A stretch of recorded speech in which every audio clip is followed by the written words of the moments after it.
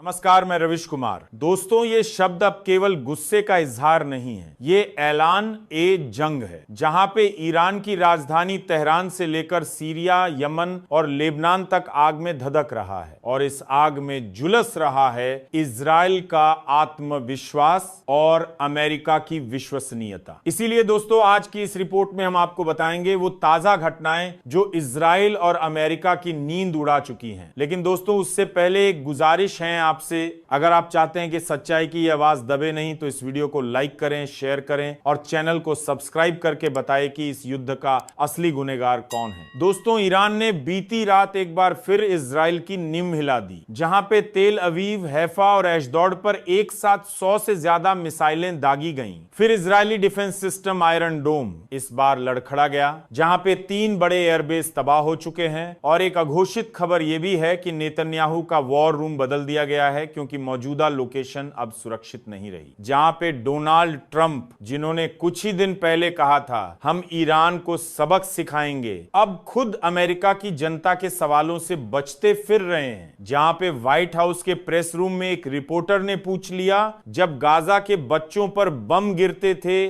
तब आप चुप क्यों थे? तो जवाब नहीं आया, सिर्फ एक सन्नाटा रहा। इसीलिए ईरान की रिवॉल्यूशनरी गार्ड्स ने अब साफ कर दिया है कि हम जवाब नहीं देंगे, अब हम हिसाब लेंगे। इसलिए बीती रात एक बेहद सटीक ऑपरेशन में इजराइल के उत्तरी क्षेत्र में स्थित मोंट हार्मोन एयरबेस पर हमला किया गया और यह वही बेस है जहां से पिछले महीने गाजा पर हमला हुआ था, जहां पे बेंजामिन नेतन्याहू, जो टीवी पर रोज कहते थे हम ईरान से नहीं डरते, अब वो खुद अपने बंकर से बाहर नहीं निकल पा रहे और उनकी पत्नी और बच्चे एक गुप्त ठिकाने पर भेज दिए गए हैं, जहां पे ये जानकारी किसी ईरानी टीवी चैनल ने सार्वजनिक की। जहां पे सबसे बड़ी खबर यह है कि आज पहली बार यूएन जनरल असेंबली में 38 देशों ने इजराइल के खिलाफ प्रस्ताव पास किया। तो इस्लामिक देशों का संगठन ओइक तो पहले ही खुलकर साथ था, अब रूस, चीन और यहां तक कि कुछ यूरोपीय देशों ने भी ईरान के पक्ष में स्वर उठाया है। जहां पे गाजा में इस समय हालात नरक से भी बदतर है, जहां पे 5000 से ज्यादा लोग मारे जा चुके हैं, जिनमें से 70% बच्चे और महिलाएं हैं, और ईरान ने इन मौतों को इंसानियत की हत्या कहा है। इसीलिए जब तक एक भी मासूम का खून जमीन पर है, नेतन्याहू जिंदा नहीं बचेंगे। जहां पे अमेरिका ने 2 एयरक्राफ्ट कैरियर भेजे हैं जो मिडिल ईस्ट में, लेकिन ईरान ने साफ कह दिया है अगर हमारी सीमाएं पार की गईं तो यह जंग तेल और हथियारों की नहीं, इतिहास की होगी। जहां पे इतिहास ने साबित किया है कि ईरान हार नहीं मानता। अब सवाल यह है, क्या ये तीसरे विश्व युद्ध की आहट है? क्योंकि इजराइल ने अब लेबनान की सीमा पर हमला शुरू कर दिया है और सीरिया में अमेरिकी ठिकानों पर मिसाइलें बरसी हैं और यमन में हूथी विद्रोहियों ने एक अमेरिकी युद्धपोत को टारगेट किया है। इसलिए आज नेतन्याहू का नाम इतिहास में उस नेता के रूप में दर्ज हो रहा है जिसने नफरत बोई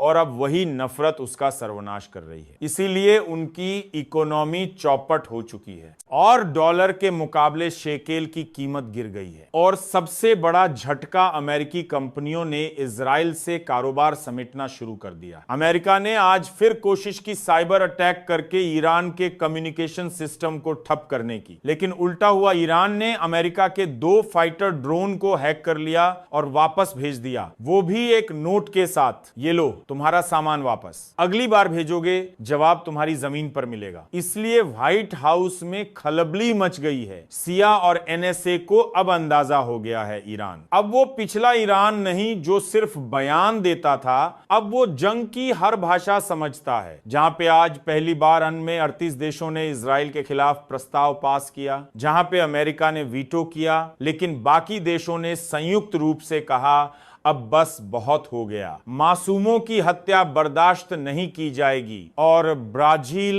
अर्जेंटीना, यहां तक कि फ्रांस और इटली तक ने कहा इस बार ईरान गलत नहीं है। जहां पे ये बदलती राजनीति का संकेत है, जहां पहले इजराइल को आंख बंद करके समर्थन मिलता था, अब सवाल पूछे जा रहे हैं। जहां पे सीरिया में अमेरिकी ठिकाने पर मिसाइलें गिरी, यमन के हूथी विद्रोहियों ने एक अमेरिकी युद्धपोत को निशाना बनाया और अब लेबनान से हिजबुल्लाह ने इजराइल के 3 शहरों पर रॉकेट बरसाए, जहां पे हर तरफ आग, हर तरफ गुस्सा और नेतन्याहू के पास कोई रास्ता नहीं। इसीलिए अमेरिका भी हिचकिचा रहा है, क्योंकि वो जानता है इस बार दुश्मन कमजोर नहीं, मजबूत है। इसीलिए अगर अब एक चिंगारी और लगी तो अगला अध्याय विश्व युद्ध का होगा। इसीलिए दोस्तों, ये जंग अब सिर्फ बमों की नहीं, सच्चाई और झूठ की है, और दुनिया देख रही है और इतिहास गवाही देगा। इसीलिए इस रिपोर्ट को अधिक से अधिक लोगों तक पहुंचाइए और